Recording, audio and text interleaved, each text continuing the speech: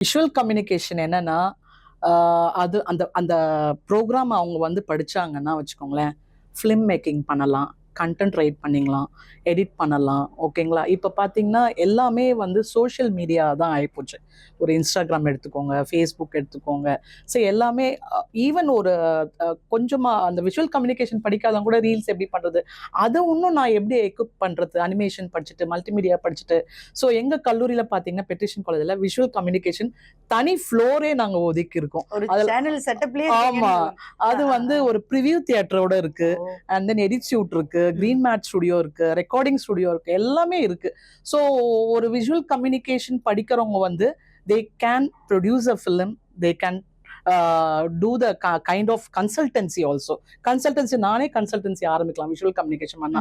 என்னன்னா நான் அனிமேட் பண்ண முடியும், என்னால கைண்ட் ஆஃப் எடிட்டிங் பண்ண முடியும், என்னால வந்து ஃபோட்டோகிராஃபி பண்ண முடியும், கண்டென்ட் கிரியேட் பண்ண முடியும். ஸோ இவ்வளோ இருக்கும்பொழுது இந்த காலத்து பசங்க பார்த்தீங்கன்னா கிரியேட்டிவிட்டி ஜாஸ்தியா இருக்கு. நம்ம எங்களுடைய ஜென்ரேஷன் வச்சுக்கோங்களேன், இப்போ ஜென்சி வச்சுக்கோங்களேன், ரொம்ப கிரியேட்டிவிட்டி அதிகமா இருக்கு. So I think they are liking visual communication more.